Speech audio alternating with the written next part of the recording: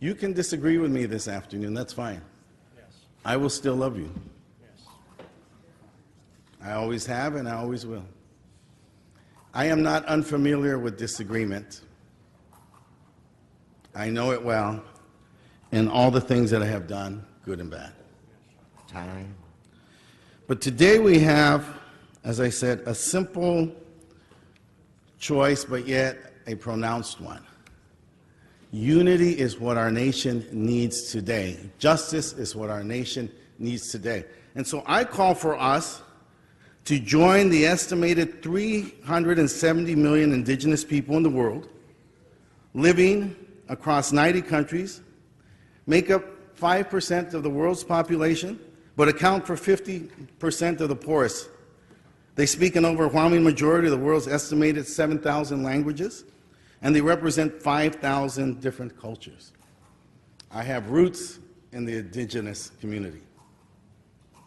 I am proud of my Mexican heritage, and I am proud of my Taumata heritage. Indigenous people are the inheritors and practitioners of unique cultures and ways of relating to people and the environment. They have retained social, cultural, economic, and political characteristics that are distinct from those of the dominant societies in which they live. And despite their cultural differences, indigenous peoples from around the world share common problems related to the protection of their rights as distinct people. I have advocated for indigenous peoples' rights to sovereignty. I have a record in the legislature. There was a division amongst the indigenous people.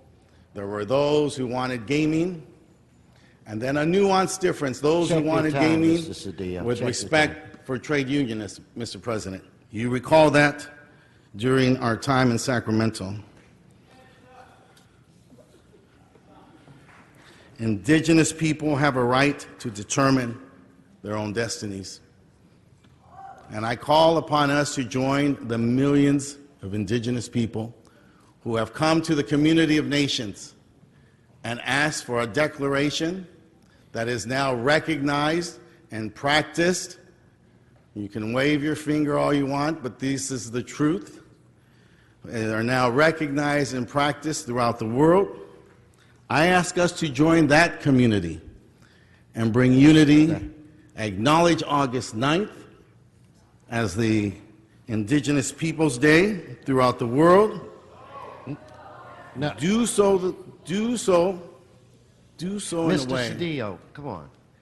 No, I mean, you spoke more than Joe. Push your button again. I mean, you got up and told us you were going to speak. Let me finish, sir. All right, well, wrap it. I mean, really. Let me finish.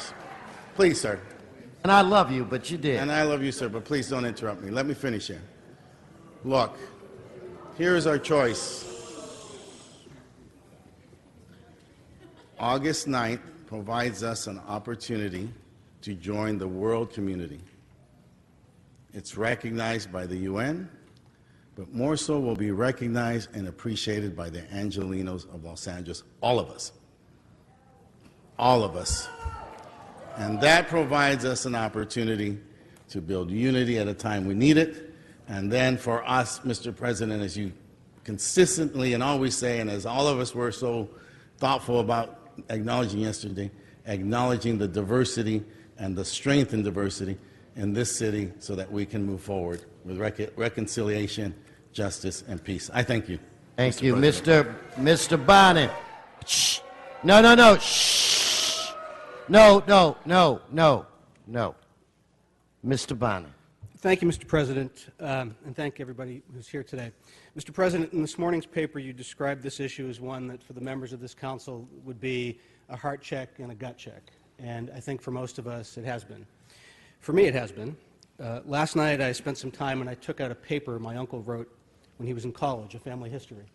And it was in part the story of my great-grandparents, Paulo and Elisabetta Constantino, who came here over 100 years ago from Popoli, Italy. My great-grandfather, Paulo, came here in 1895. They married in 1895. He came here in 1900. He got a job here building a dam, the Wachusett Dam in my hometown. he sent for his wife and his 2 children a few years later. 3 days before they were to leave, the 2 children died in a fire. My great-grandmother arrived. They had 2 more children. They died of scarlet fever and pneumonia in the work camp in my hometown. They went on and they had 4 more children, 2 of whom served in World War II, serving this country, even against the country that their parents were born in. And one of whom, my grandfather, went on to work his way through Harvard and Harvard Law School as a barber before becoming an elected official and a municipal court judge in my hometown. During the Depression, they took in up to 8 boarders at a time to support themselves. I got a letter today urging us not to do what Mr. O'Farrell is urging because I ask that you do not take away the American dream of our ancestors and their history. I've thought about my ancestors and their history, and to me, celebrating Columbus Day does not honor their story and their struggle and their history. It insults it and it besmirches it. They came here to build something and not to destroy something. They came here to earn something and not to steal something. They came here to make life better for their children and not take away something from somebody else's children. And they did that. And I think the best way as an Italian American that I can honor their sacrifice and their heritage is to try to make the world better for my children and for our children. And part of that is trying to make a better world. And part of that is modeling for my son and teaching my son when to apologize, when to admit he's wrong, and when to try to make amends. And this gesture of replacing Columbus Day with Indigenous Peoples Day is a very small step in apologizing and in making amends.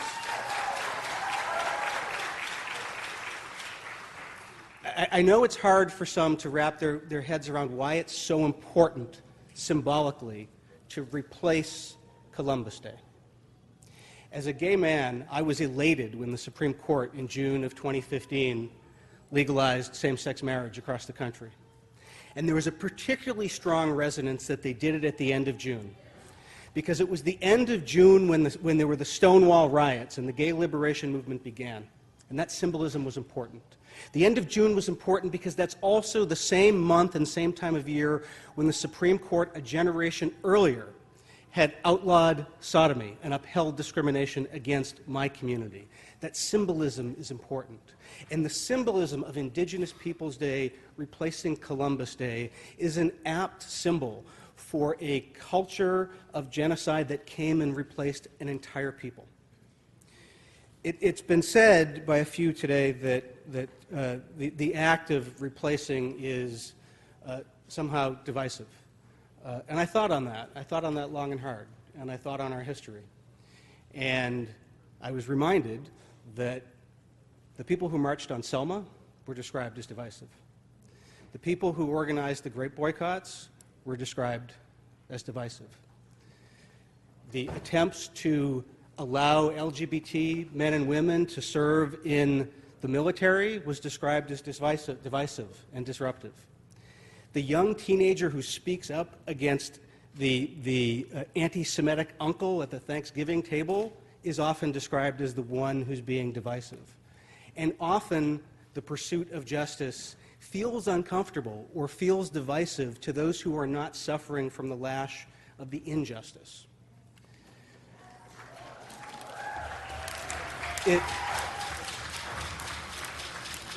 It was said by one of the speakers today that it's unfair to remove Columbus Day. And I want to think on that for a second. Let that word hang in the air for just a moment.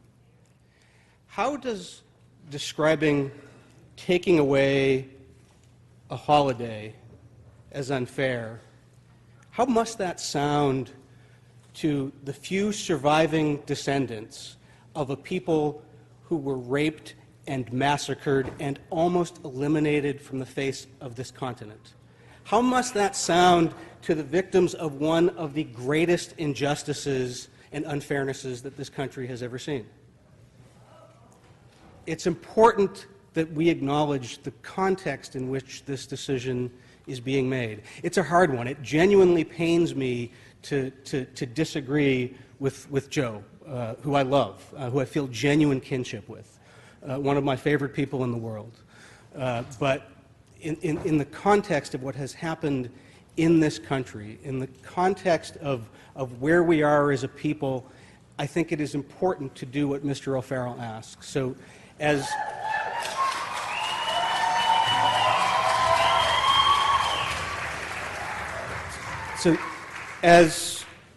the great-grandson of Italian immigrants who's very proud of their sacrifice and their story, and as someone who grew up on land that used to belong to the Nipmuc Indians in Massachusetts, and who represents land that used to belong to the Gabrielino Tongvas here in Los Angeles, and as someone who wants a better world for his son and that generation, I'm supporting Mr. O'Farrell's motion today.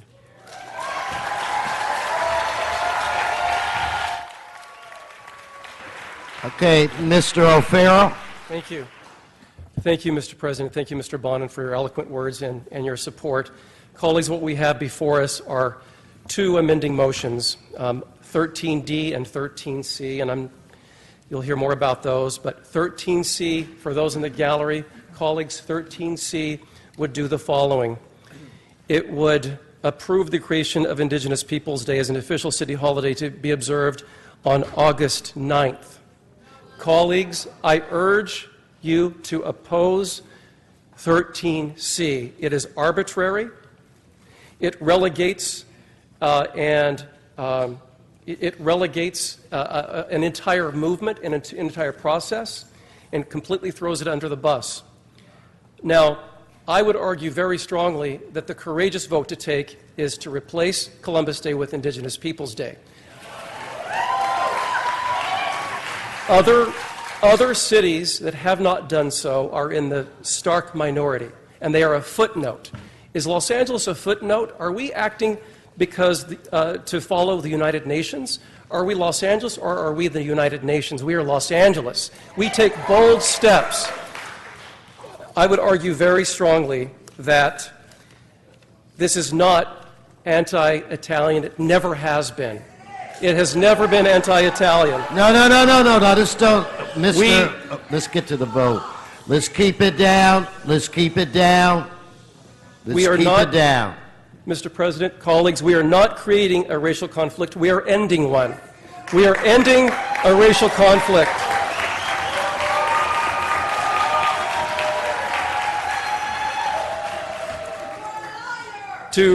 No, please, this last warning. I don't know who that is, but don't do it anymore, please. All right. Yeah. Okay. That's okay. As a gay Native American, I've been called a lot worse. All right. So this has nothing to do with division. It has everything to do with healing and doing what is morally, historically, and spiritually just. The refusal by some to agree with replacing Columbus Day with Indigenous Peoples Day just speaks to the level of erasure throughout history.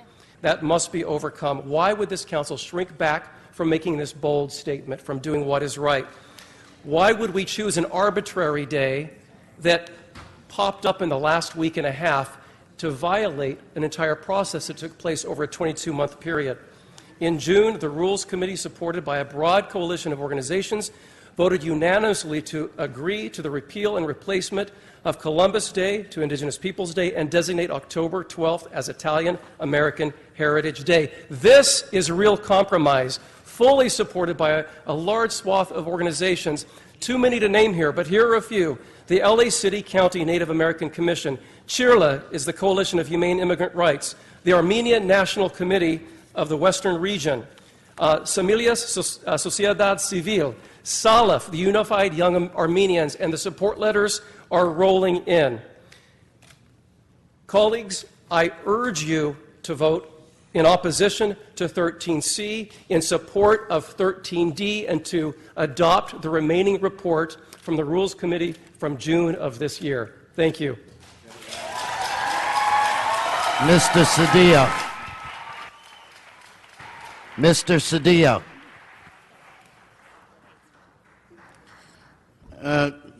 Mr. President, I assure you I will be brief.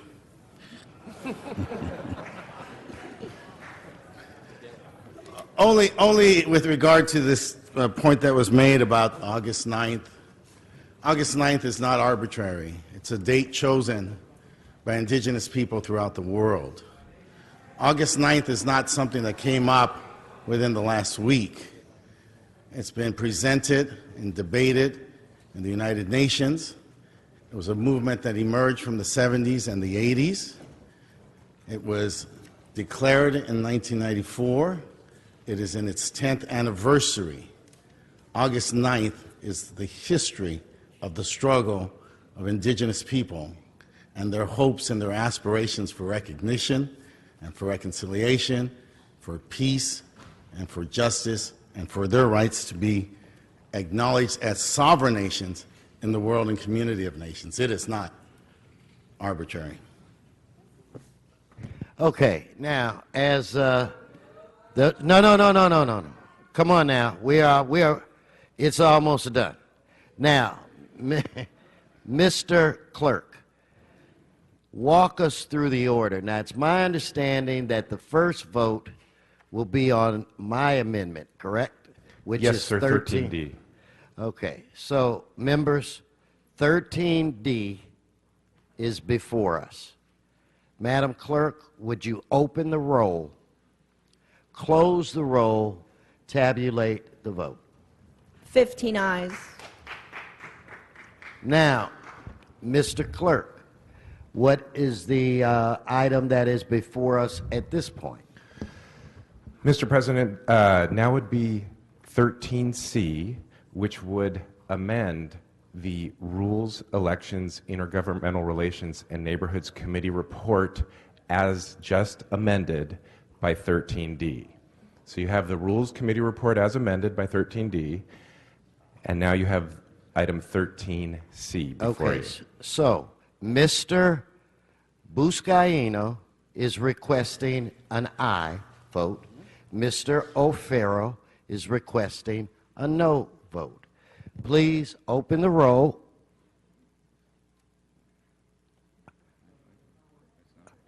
Open the roll. Close the roll.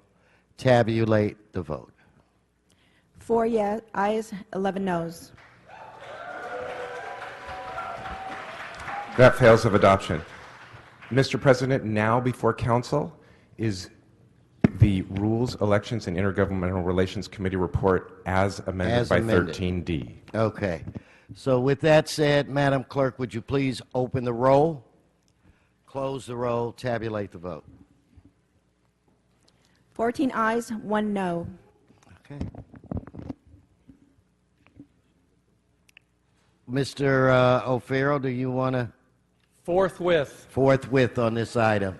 So basically what happened, the report from the Rules Committee was approved as amended. So that's what occurred.